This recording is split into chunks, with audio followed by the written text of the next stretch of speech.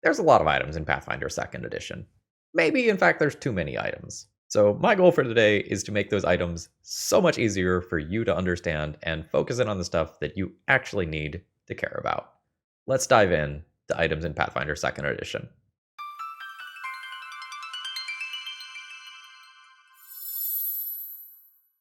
Hello folks, Phil Gallagher aka Thraben, you here for another Pathfinder 2nd Edition video, and welcome to my item crash course. For everyone who has supported me over the last month or so while I'm making this push for my analytics, thank you very much. June is going to be the last month that I am guaranteeing that I am pushing out a video every Friday, and I'm going to be reevaluating at the end of June. I'm going to come clean with you all. When I started this, I was about at 2,000 subscribers, and my stretch goal by the end of June was 4,000. We're at about the 3,000 mark right now, so we are well on track to where I want to be. If you're looking to support this channel and make sure that I keep making content, clicking the subscribe button is the best thing that you can do. If you're in a position to support me financially, consider becoming a YouTube member for early access to my videos. Thank you to Zyron, Edward P, Sam P, and Ruthless Ocelot for supporting me as YouTube members, and to Ruthless Ocelot for coming up with this video idea and financially supporting it. If you have an idea that you want to talk about for a video, shoot me an email and I'd be happy to talk about those. I would love to make some class guides and some deep dives and stuff like that. Talk to me if you're interested. So, with that out of the way, let's talk about what I want to do today. Pathfinder is such a cool system. I love it so much. But there's a lot, and all the rules are available online, which is great, but it's a blessing and a curse because there's just so much out there. And I want to make the video that I wish I had when I started that gives you the TLDR of items. What do I actually need to care about? What can I ignore? What are the most important things in each one of these categories? That's what I'm going to be covering today. So we're going to hit up all of the different types of runes, the skill increasing items, consumables, items that you're going to need to care about if you are a caster, and then we'll take a look at some specific magic items that have cool activated abilities to give you some cool ideas for the sort of things that you should be looking for in your ward items and your adventuring gear. Now, today, I want to be specific enough to be useful, but any one of these bullet points could very easily be an entire 45-minute to an hour-long video, so we're going to be generic enough to keep moving. So you don't need to go, well, actually, you forgot. No, I didn't forget it. I probably left it out of the video. So without further ado, let's jump into the armor and weapons and runes. Let's start with armor, because I don't think the armor is necessarily intuitive in Pathfinder. So, you have 4 different degrees of armor training. You can be trained in unarmored defense, light armor, medium armor, or heavy armor. And as you are looking at your armor, the thing that you want to look at is the total between your dex cap and the AC bonus. In most cases, that is going to add up to 5. The higher the AC bonus is, the less dexterity you need to max out your armor. The reason why I think armor is confusing to people is that intuitively, you would think light armor has more AC than unarmored, and medium armor has more AC than light armor. But that's not actually true. Unarmored defense, light armor, and medium armor will all end up adding to 5 between their AC bonus and their dexterity cap. The benefit of something like medium armor is that your character does not need very much dexterity in order to max out their AC. And another thing here is that you won't necessarily start with your level 1 character having a +5 to dexterity, right? Your level 1 character might have 2 dexterity in some cases. So being trained in higher degree of armor can make your AC go up. Let's say that your starting character has +3 to dexterity. If they are in explorer's clothing, they are 2 below optimal AC because they're 2 below that dex cap of 5. If they are in leather armor with a +1 AC bonus though, now they're 1 below the optimal armor class. Let's imagine instead that we have a level 1 character with a little bit of extra money, so they have full plate. They don't need any dexterity, to get an AC bonus of 6, which is 1 more than you could get with unarmored defense, light armor, or medium armor. Keep in mind that it is okay to not necessarily have your AC 100% maxed out all of the time. For low-level Pathfinder characters below level 5, it is very common that your AC won't quite be maxed out. And then at level 5, when you get your second set of ability boosts and you get to boost your AC or your strength, it is very likely at that point that you will max out your AC. If you look at your armor class and you go, no, I want my armor class to be higher, the armor training general feat can allow you to wear the next degree of higher armor. And as far as upgrading your gear goes and making the numbers go up, runes are the way you do that. Runes are etched into your gear to increase their stats.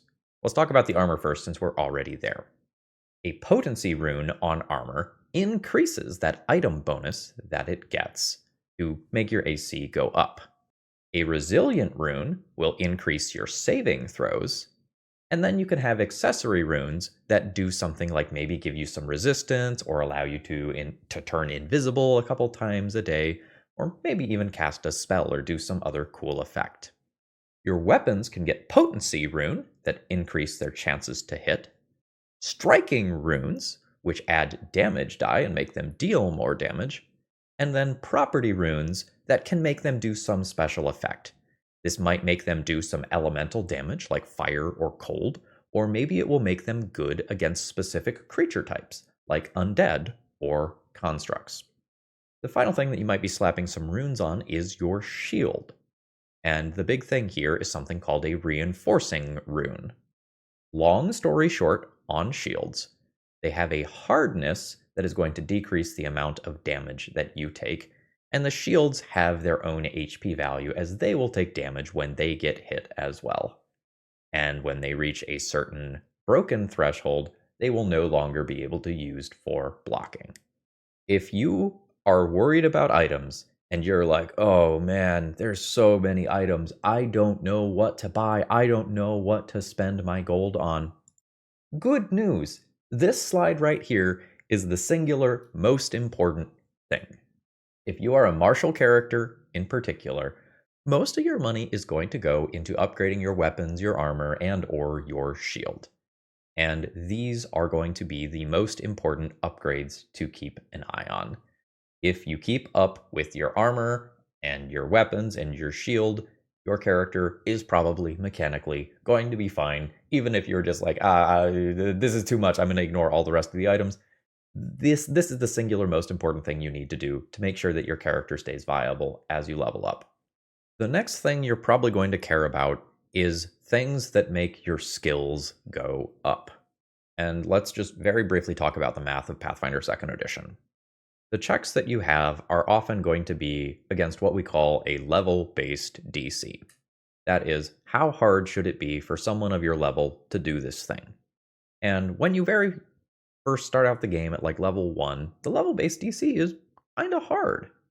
But as your proficiency and skills goes up, and as you get items that make you better at the skills that you're going to keep using over and over and over again, it's going to get easier and easier for you to succeed on checks.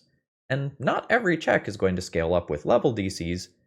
A check to do something simple might be a DC of 10 forever. And eventually, you're going to add well over 10 to that check and always be able to critically succeed on that check. You do not need items that increase every single skill. That's just ridiculous and not really viable on multiple different levels, especially on the gold-related level. But for maybe 2 or 3 of your primary stats that you use all of the time, you're going to want to upgrade those skills. If the runes on your weapons and armor and your shield are the number 1 thing that you care about, this is probably priority number 2, especially if you are going to use one of those skills in combat, or if one of those skills is a social skill that is going to be very, very important to you in a role-playing context. And I'm going to explain how you should figure out what items you buy. On Archives of Nethys, I want you to search whatever skill you care about. We're going to use athletics as an example here. And then there will be a little tab that says item bonuses. You can click on that and then pull up a list of all of the items in the game that will give you a bonus to that skill. And you will get a very overwhelming chart that looks like this. And we're going to explain what it is you actually care about. Probably the item column that you want to look at first is actually this one. Is the item bonus consumable? If it says true here, then that means that that is something that you are going to eat or drink to get a temporary bonus to that stat. If it says false, then that is some sort of item that you are going to wear to get a more permanent bonus to that. And kind of breaking down this chart a bit, conceptually, I think of these item bonuses as falling into a few different categories. There are the consumable ones. Let's use blood sap as an example, which gives you to +1 to athletics for 10 minutes. If you know that you are about to move some giant boulder out of the way or attempt some feat of strength, yeah, pop one of those, and that's exactly what you want and need, especially at lower levels. Then as you start to level up, you might start to fall into the situational skill increasing items. And I'm going to jump ahead to generic first to show you what I mean. The lifting belt just gives a +1 to all athletics checks. That is generically good and useful. The diving suit gives you a +1 to athletics checks, specifically to swim. Now, obviously, the lifting belt is better, but the lifting belt is a higher level item and a more expensive item accordingly than the diving suit. As you level up, you will get more and more generically good skill increasing items. But in the short term, it might be good enough for you to say, hey, this is a pirate themed campaign. I'm going to be swimming all the time. I am going to buy that diving suit for a little while, and I can upgrade to something else a little bit later on.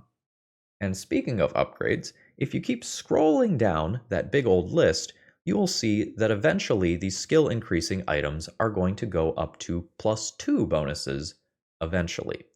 And this is going to take a while to happen. You might be able to get your generic +1 to a skill around level 3 or 4, and then your improved version of that might not come around until like level 9 or 10 in many cases. Many of these skill increasing items are also going to come with some cool perk alongside of them. Maybe you will gain the ability to cast a cantrip, maybe you will get a once a day spell. There's some cool things that you are going to get. Now, this is where I'm going to give you some generic gameplay advice and maybe even some GM advice. The items that you get here have a flat DC. So this Demon Mask, which I think is a level 4 item, lets you cast a first rank spell, Fear, with a set DC of 20.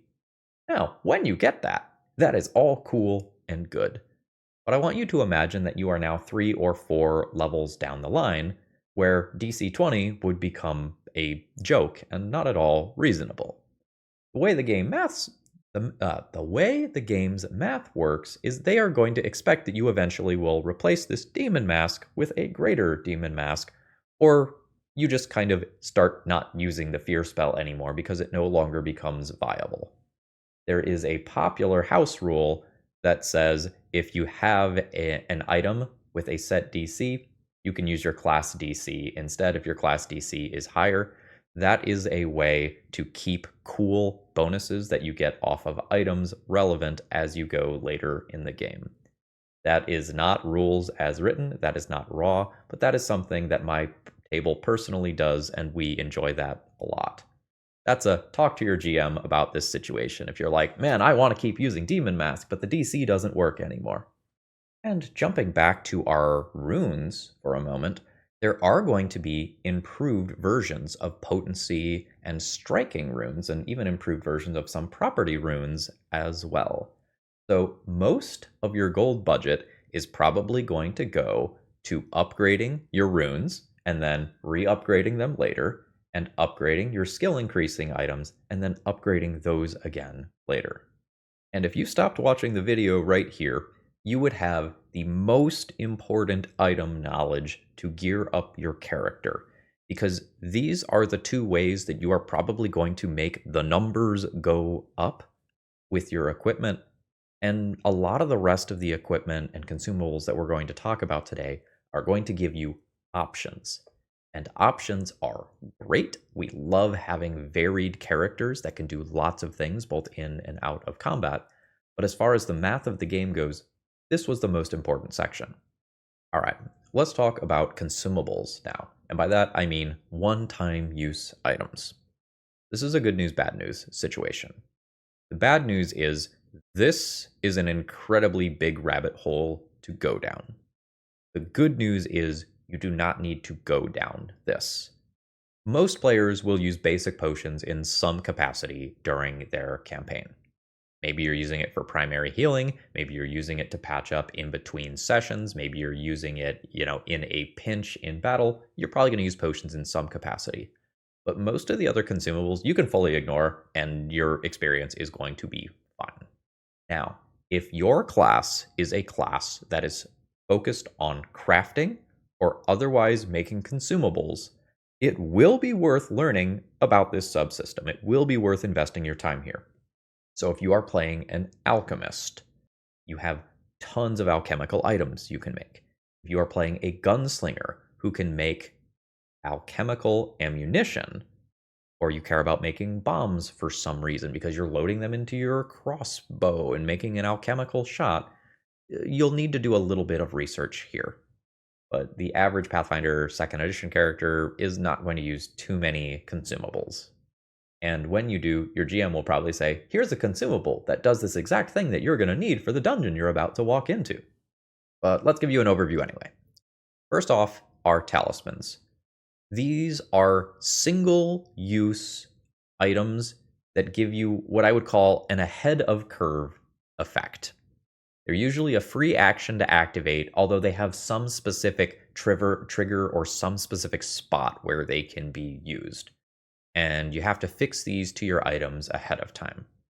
So let's look at the potency crystal here, which is just a first level item. This is something you might just find wandering around your very first dungeon. You're killing rats, you might find one of these.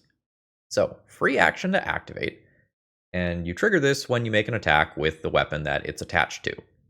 So, for a single attack, it becomes a +1 striking weapon on that strike, and until the end of this turn, it gains a +1 item bonus to the attack roll, and increasing the damage to 2 weapon damage dice. Well, that's really cool. You've got a big chonky D12 weapon, well now you get a +1 to hit, and if you get that hit, you get an extra damage die. Normally, that's not something you're allowed to do for a few levels, but these temporary consumable talismans can give you a spot where you say, I need this strike to down this enemy, I'm going to make my big strike now, and if you hit, you get a massive reward. Now, this is a consumable item, you don't get to just do this all the time, unless maybe you're a thaumaturge who can just make these every day as one of their class feats. But talismans can offer you a little bit of extra power if you know you're going into a difficult encounter and you've got some spare gold. This can be a good way to spend them. And there are some cool talismans that can give you a little bit of extra healing, or maybe avoid a specific problem, such as difficult terrain. The more knowledge you have about an upcoming scenario, the better you can prepare some talismans to get you through it. And now let's talk about potions and other things you might ingest. And we're going to be specific with some language for a second, because this was something I didn't realize for a long time. In Pathfinder Second Edition, healing potions are magical items, which are separate from alchemical items. So an alchemist can make alchemical items. Healing potions are not alchemical items. There are some healing potions that are called elixirs that heal less than normal healing potions that you can make as an alchemist. But if you are conceptually going, I want to be an alchemist, I want to make healing potions every day, that's kind of a, well, actually, that's not quite how it works situation.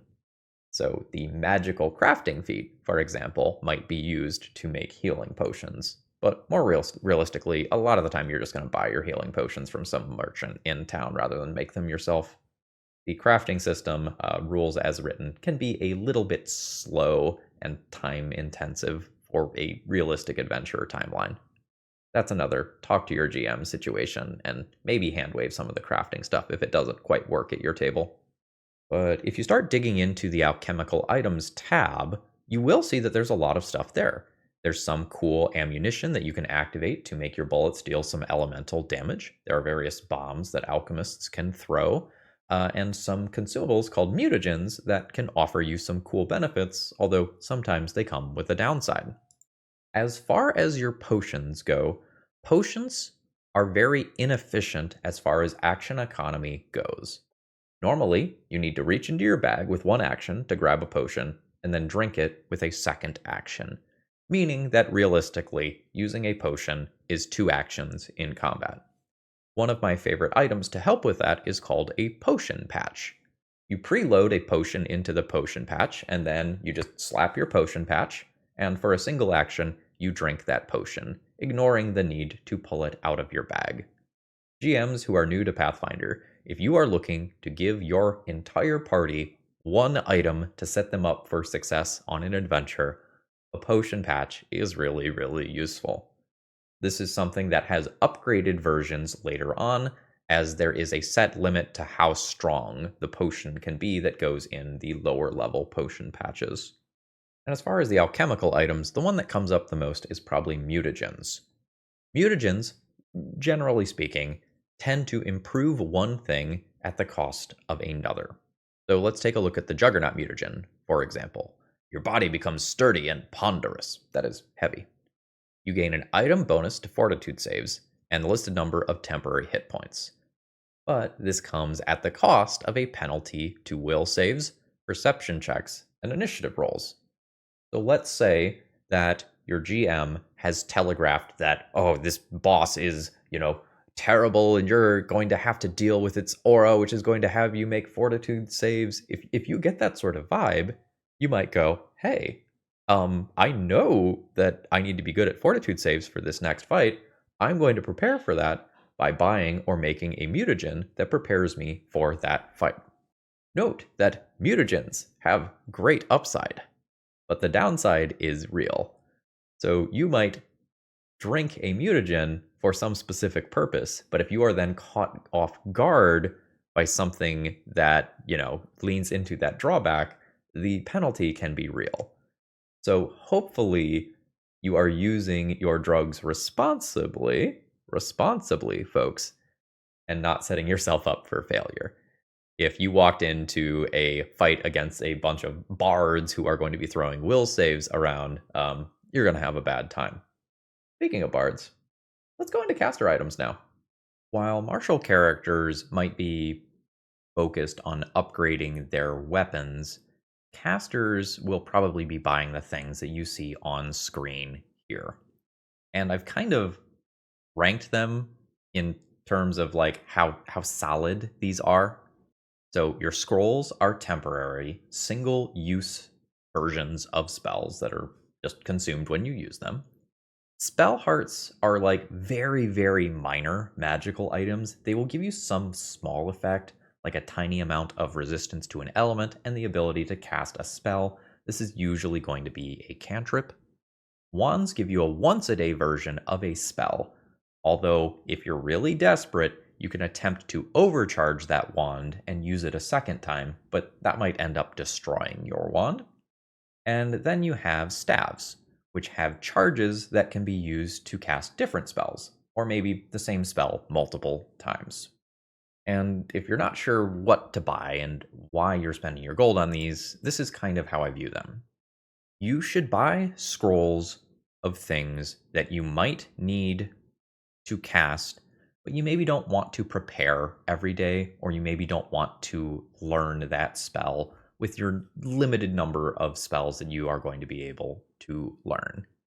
So if you need something to deal with invisible enemies, or flying enemies, or the ability to shut off the reaction of a particularly scary opponent, or the ability to do something underwater or in some specific elemental terrain, these are the sort of things that you might want to have scrolls for. You can pull them out of your bag when you need them. You can have the ability to answer that problem, but you maybe don't need to prepare that spell every single day. Spell hearts, generally speaking, are for when you want access to a certain cantrip, but you just don't have that. You didn't learn that cantrip, you don't have access to that cantrip immediately for one reason or another. Spell hearts are often where you round that out. The most common example of this is people using the Jolt Coil spell heart to gain access to Electric Arc. Wands are for when you know 100% that you are going to want to cast this spell every single day. Maybe it is a buff spell or a utility spell that you just know that you want it. Wands are great for that. Whereas a staff is, I want to cast this spell multiple different times a day. Or I like the range of spells that are on this staff. So oftentimes a staff has a theme of some kind, and there might be a lot of illusion related spells on one staff or healing related spells on another staff. And if you know those things are going to be in your character's wheelhouse, you're going to want to pick up that kind of staff. Like the other items that we've already discussed, there will be upgraded versions of these staves as you go up in levels, and you can always buy higher levels of wands later on as well. Note that you're probably only going to have one staff, but you might have multiple wands, and you might have pockets full of scrolls. Staff rules are a little complicated. Here is the very short, very oversimplified version of it. You are going to get a number of charges each day equal to the rank of spells that you can cast. So if you are capable of casting 3rd level spells, say you're about 5th level, you can have staves that have 3 charges in them. And you are going to use 1 charge per level of the spell that you cast from the staff. You want to cast something like Fireball, that is a 3rd rank spell, that is going to cost you 3 charges of your staff. You want to cast something like a Sure Strike, that is a 1st level spell, that is only going to cost you 1 charge of your staff. But, and here's where it gets tricky, prepared casters and spontaneous casters treat staves differently from there. Your prepared casters can expend a spell slot to increase the charges in a staff. So let's imagine that you can cast 3rd rank spells. Your staff starts the day with 3 charges in it. You could then spend a 3rd rank spell to bring that up to 6 total charges in the staff. 3 that you started with, 3 by expending spell slots. Your spontaneous casters can do something different though. They can use a spell slot to reduce the number of charges used when you're casting a spell from the staff. So let's say that you are a prepared caster. You could use 3 charges to cast a 3rd level spell. But a spontaneous caster could use a spell slot and 1 charge from their staff in order to cast a 3rd rank spell from that staff. If you are going to be a staff user, you should read the full rules. That's kind of good enough to give you the gist of it for now, though. But there are more items that have activated abilities than just staves, so let's go into those now. So let's go into items that have cool activated abilities now. And if you are trying to find these, you'll probably find these on Archive of Nethys under the Worn Items category in most cases. Not all cases, but most cases. One of my favorites is the Healer's Gloves. I end up slapping these on a lot of characters because they cover multiple roles at the same time. This can give you that nice +1 item bonus to medicine checks that you already might want, but it also has an activated ability for a single action once a day that lets you regain some hit points. And, as you might have guessed, there's then going to be greater versions of these afterwards that have an upgraded effect. So if you like these, you can upgrade them later on. If your character is missing out on something to round out a 3rd action for a turn, or maybe they don't have a good reaction, you might be able to find something that rounds out your characters. So if you don't have a good reaction, you might find Bracers of Missile Deflection, which gives you a circumstance bonus to AC and potentially causes an attack to miss you. In the video description, I am going to leave a link to a Google Doc that I made of notable magic items.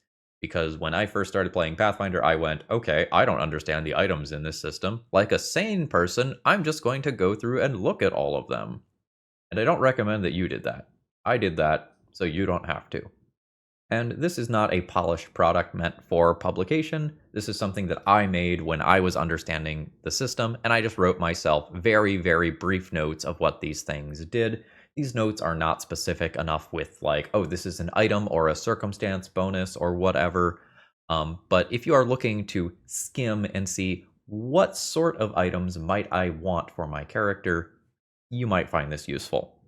And I think these activated items are where you get the cool things that change your playstyle. In terms of making your character better, yeah, you need to upgrade your weapon, your armor, your shield, the things that improve your stats, but these are the things that might change your playstyle. You want to be this super cool, sneaky scout. Well, not only are you going to make stealth checks, but you can go invisible while you do it by activating an item. Oh, you're just playing a regular old human you can't see in the dark. Oh, cool. Well, I put on some goggles and now I can. And in my current high level campaign, our fighter just has some item that lets them cast Wall of Stone. That is one of the best ways to take a creature out of combat and make them not a problem for a little while. Our fighter, who you would just think goes bonk, bonk, bonk, no, they can just cast Wall of Stone and wall off a crowd of people and keep them separated from a fight or imprison an enemy temporarily. You can find items that vastly change what your character is capable of doing. And if you have intricate knowledge about the items of the system, you can build some pretty cool characters. So I'm drafting up a barbarian idea, and I found this wolf jaw armor. I wanted to make this elemental barbarian who can, explode energy out from them. And that's a 6th level feat to do that. And I was like, oh, could I do it more? And then I found this Wolfjaw armor, which can give me a breath of cloud frost as well in a 15-foot cone that deals a respectable 5d8 damage. Well, that's really cool, and exactly the sort of thing I want my barbarian to do. If I want to use one action every single turn to strike, well, then I've got 2 other actions. And if I have things like the Wolfjaw armor, well, maybe I can round out my turns really well. And the grub gloves are another thing that I could do. It has an ability where I can regain 3d8 plus 10 hit points and lose the fatigued condition. For those of you that know barbarians really well, you might realize that sometimes they can't enter a rage or do a certain thing with rage if they are fatigued. So having something that could get rid of that fatigued condition could be exceptionally good on a barbarian.